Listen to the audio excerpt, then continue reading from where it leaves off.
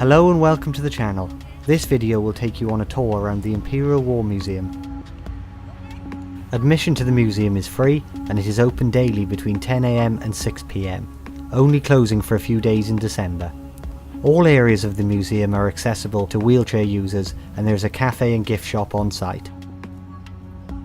If you would like to support the channel, please hit the subscribe button and the bell icon, and leave a comment below. Established in 1917, the Imperial War Museum was founded to make sure that we never forget what it's like to live in a world torn apart by conflict. Outside the impressive entrance to the museum are two 15-inch naval guns, one from HMS Ramillies and the other from HMS Resolution.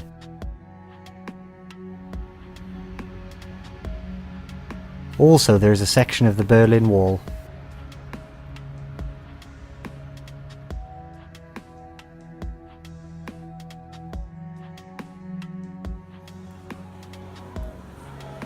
The central lobby is taken up by an impressive V-2 rocket, a Spitfire fighter plane, and a Harrier jet.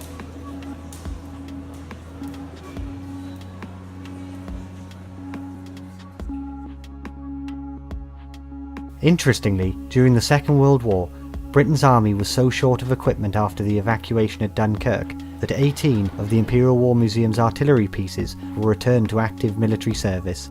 Tanks like the Soviet T-34 played such a key role during the Second World War that they became symbols of the Soviet war effort. This tank was built in 1954 and later sold to the Egyptian army. It was captured by the Israelis in 1973. This car was destroyed in a suicide car bombing at a historic book market in Baghdad in March 2007. The blast killed dozens of people at a time of rising sectarian violence in Iraq. Leading off the ground floor is the World War I exhibition. 1914-1918, the First World War galleries tell the story of how the Great War was fought and won, its impact on people's lives on the front and at home, and its far-reaching consequences. It begins with a look at the years leading up to the conflict, and then through its many phases and different fronts.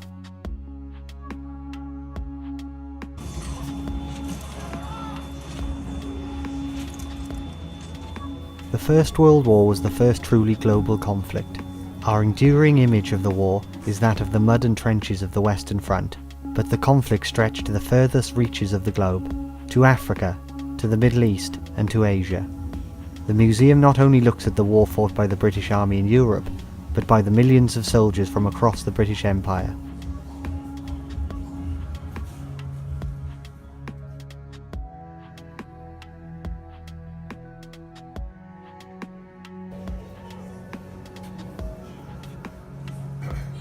Over 9 million soldiers and an unknown number of civilians lost their lives.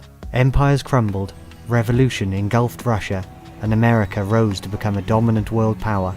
By its end in 1918, the old world had been irrevocably changed, with consequences that would still be felt 100 years later.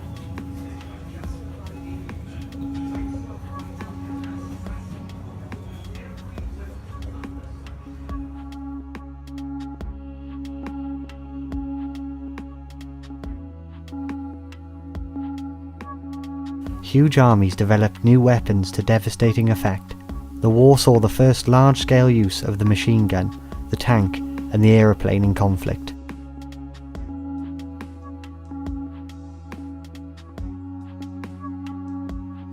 The second floor is taken up with the Turning Points exhibition, 1939 to 1945. This focuses on the Second World War.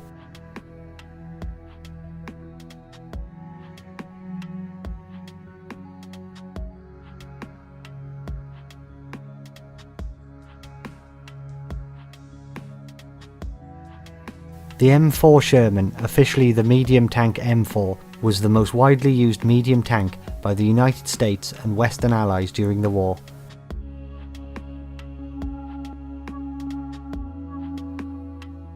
This fintail from the Messerschmitt Me-110, flown by Heinz Wolfgang Schnaufer, the Luftwaffe's highest scoring fighter ace, it bears 121 kill marks.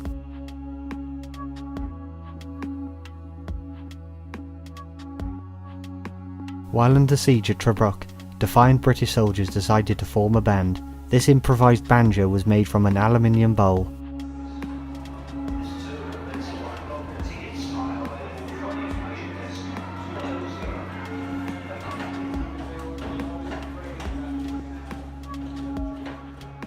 On display here is the wreckage of a Mitsubishi Zero. Large numbers were used by the Imperial Japanese Navy during the conflict.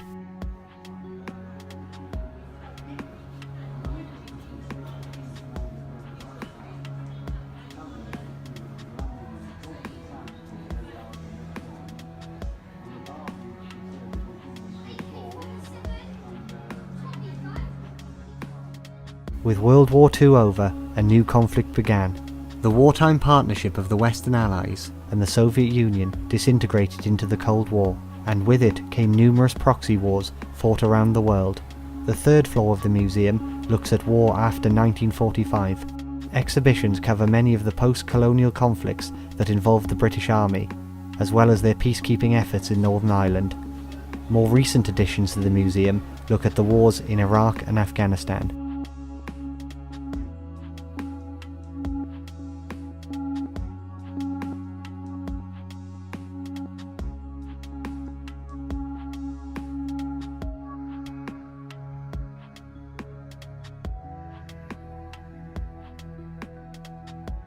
The final floor of the museum is taken up with the Lord Ashcroft Gallery.